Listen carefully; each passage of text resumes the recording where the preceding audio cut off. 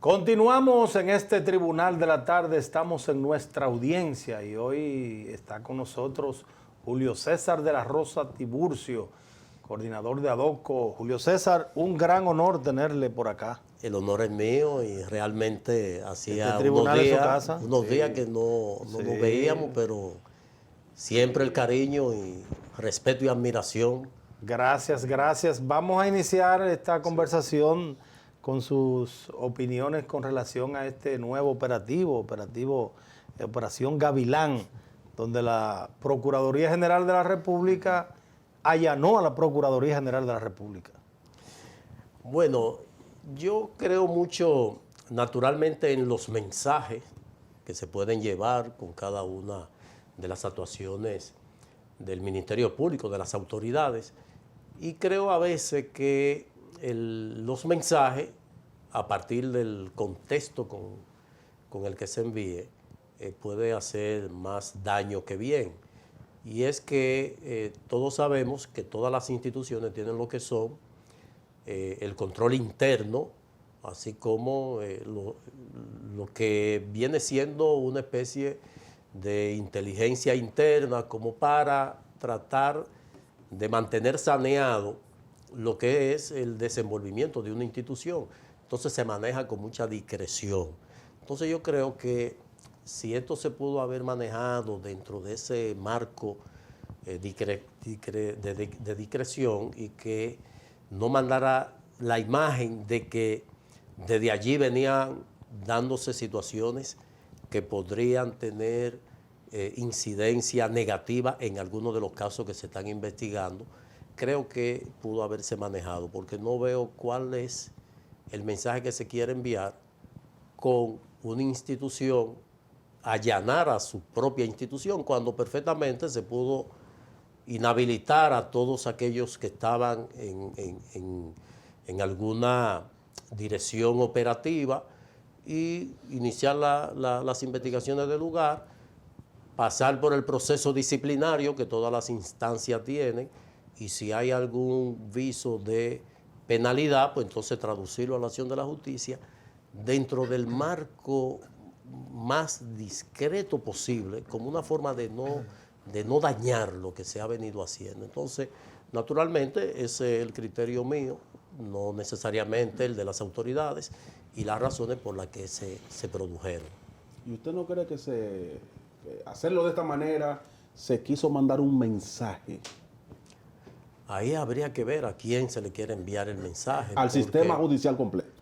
Bueno, es que si vamos a partir de lo que es el criterio de alguien en particular y no se toma en cuenta lo que es un conjunto, lo que es un sistema, porque cuando uno habla de estas cosas se refiere al sistema. Tú debes tratar, naturalmente no hay que empañar o por qué proteger a alguien, el que la hizo tiene que pagarla, pero creo que mientras menos ruidos se hacen de cosas que probablemente se tenía conocimiento, no se tenían las evidencias, ya encontradas las evidencias puede actuar de una forma mucho más interno, sin que esto se tenga que airear, porque el mensaje que manda es negativo. Estamos diciendo de que ni siquiera la Procuraduría General de la República se salva de que dentro de su seno hayan personas que estén contrariando la norma. Entonces, si eso lo hacen de manera interna para favorecer que no es una institución capaz de llevar el concepto de la ética y de la integridad a su institución, pues entonces esto está perdido. Entonces, por eso creo que esas cosas, si tú fallaste como ocurre en la familia, tu hijo comete un error, tú no sales a difundir eso, tú tratas de buscar lo correctivo dentro y buscar y hacer todo lo posible por solucionar la situación y enmendar. Pero de ahí a tú salir a desacreditar de que tu hijo está haciendo tal cosa, de que tu familia no, entonces eso manda un mensaje, dice, pues, pero ven acá, tu responsabilidad como padre, pues hay que verificar si tú has fallado. Entonces, ¿cómo tú tienes un sistema que no tenga el blindaje lo suficientemente fuerte como para evitar que estas cosas se produzcan y que si no es por la amenaza a la procuradora, que se comience a investigar al que supuestamente se le ha imputado de haber realizado esta amenaza, y que una de las armas que exhibía es de que no tiene problema en la justicia porque resulta que le había sido borrado su expediente. Entonces, si una institución se dejó que transcurriera tiempo como para que se produjeran situaciones como esta, entonces Julio la César, gerencia ha fallado. Entonces yo creo que por eso el César, mensaje... ¿tú no crees que lo que se está dando también es producto de los nuevos tiempos? Porque quizás en otros tiempos eso hubiese sido posible y probablemente se moviera el aparato estructural de la Procuraduría General de la República y no se diera a conocer. Pero ahora nosotros mismos somos testigos que a veces se mueve un vehículo de la Policía Nacional o conjuntamente con la DNCD o con uno de la Fiscalía, y los mismos ciudadanos son los primeros que graban. ¿Qué está pasando por aquí? Aquí está la Procuraduría, están allanando tal sitio, están allanando tal casa. Y eso probablemente pudo ser, porque no creo que hubo tampoco un aviso de la Sin de las embargo, autoridades. las autoridades contribuyen precisamente a levantar el morbo, porque hasta el momento la Procuraduría de manera oficial no ha dicho cuáles son las personas implicadas. Se habla de una procuradora fiscal adjunta de Jimaní, de Independencia, Sí, sí. y es porque un abogado es quien da la información. Entonces, es lo que estoy diciendo. exactamente, pero ahí No es el Ministerio Público. Pero ahí es que el Ministerio Público, porque se habla de fiscales. Entonces uno tiene amigos fiscales, tú quieres saber si, ¿Cuál es? si hay alguien que pudo estar involucrado en esto, ¿verdad? Entonces yo creo que por eso, cuando se quieren manejar las cosas de manera interna, y aquí ocurren situaciones internas en todos los estamentos, en el estamento militar, en la iglesia se dan situaciones, en todas las instituciones se dan situaciones internas, se buscan los correctivos, se sanciona al que haya que sancionarse, pero de ahí a tú llevar, difundir situaciones anómalas que no son prendas para exhibir de cosas positivas, entonces tú tienes que preservar el sistema.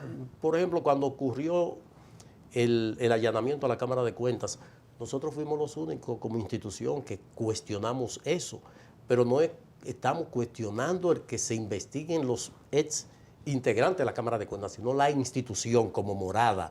Por ejemplo, ¿cómo tú me dices a mí que la propia Procuraduría General de la República sea objeto de un allanamiento?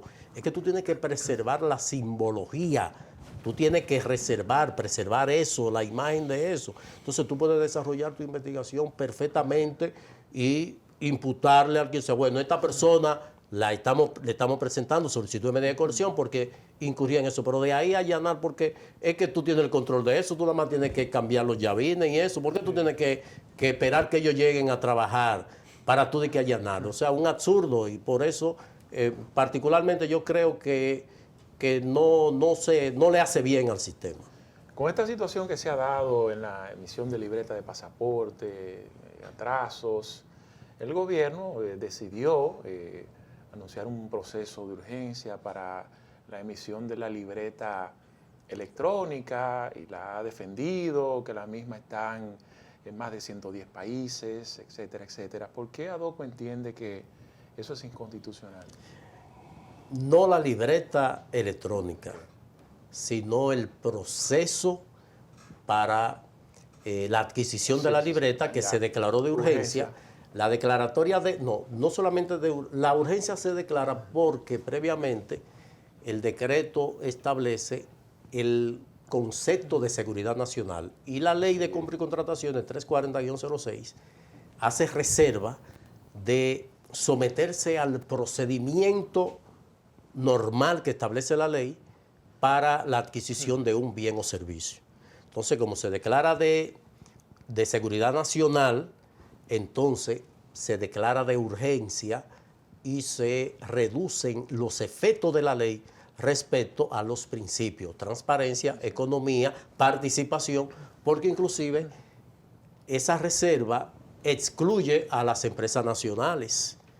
Entonces ya de ahí, a partir de ahí, tiene vicio de inconstitucionalidad, porque uno de los principios de la Constitución es precisamente la participación y de que no haya privilegio. Entonces, también lo reserva a que deben ser instituciones públicas.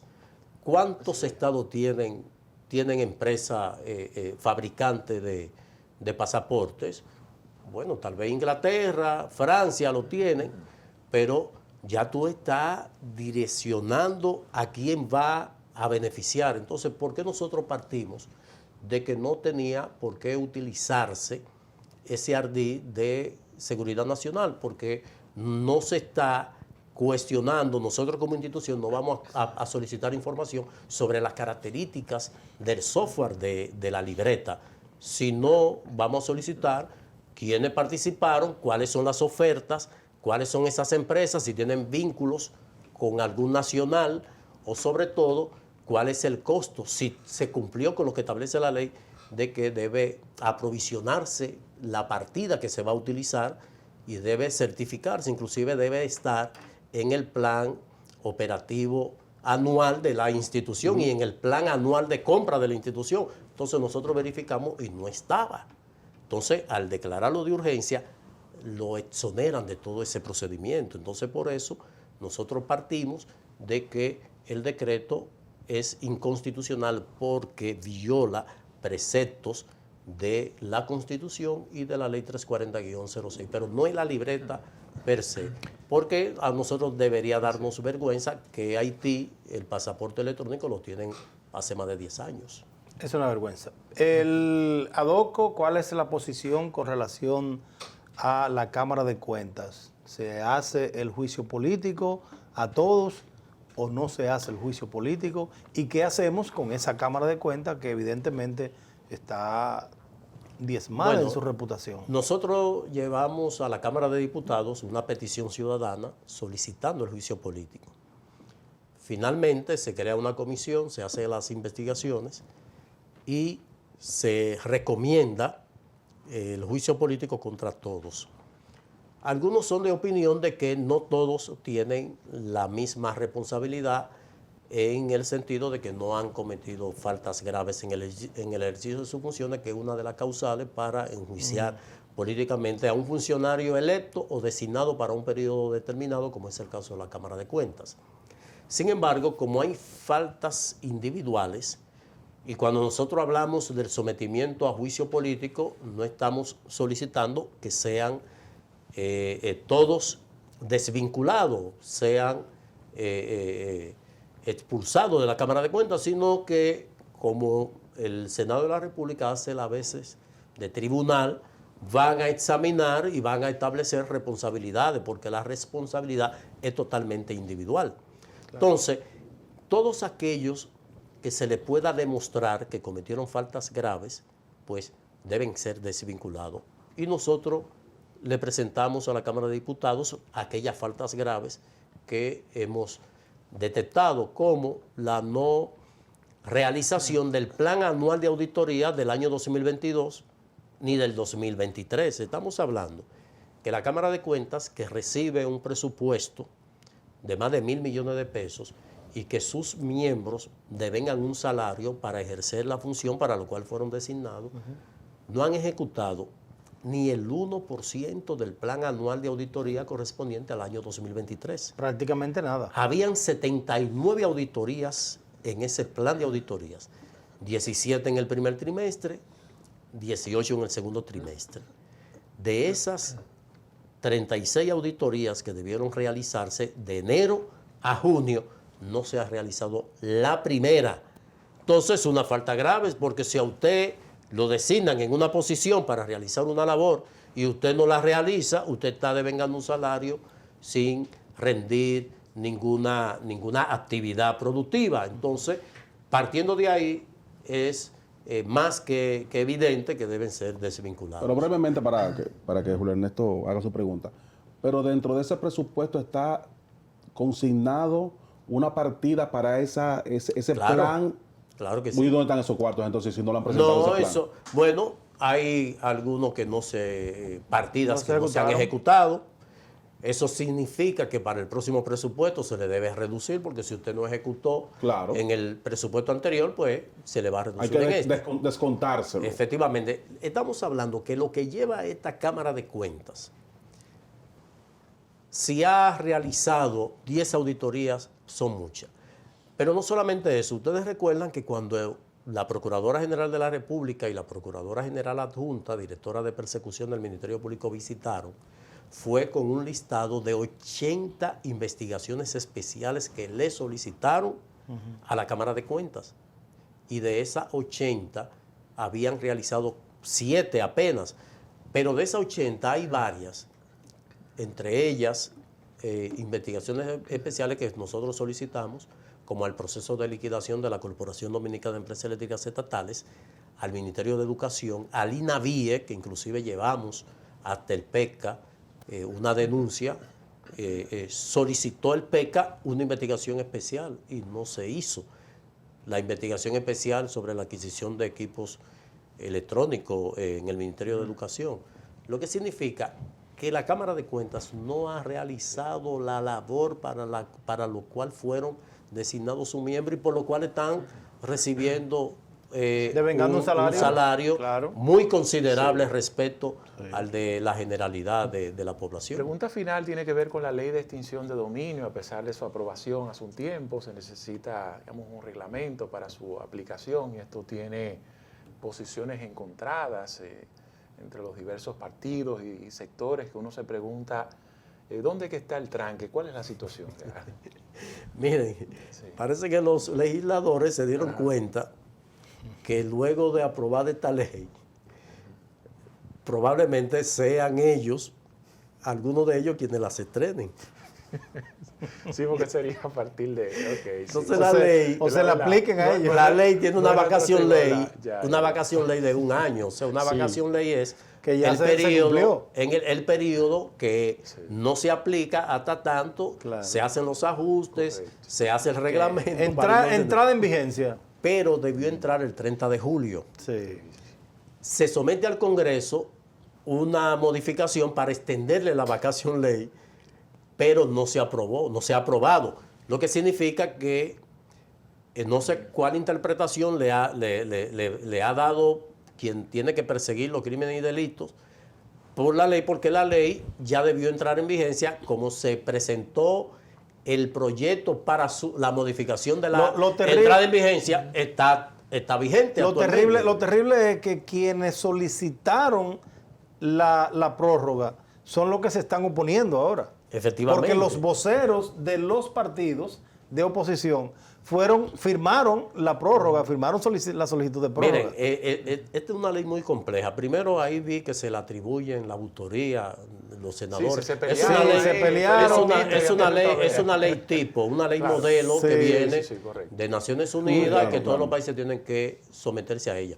Es una ley que, como se trata del juzgamiento al bien, no al individuo, o sea, ahí hay un Mercedes-Benz que dice que es de Juan Pérez, pero Juan Pérez no sabe cómo justificarlo.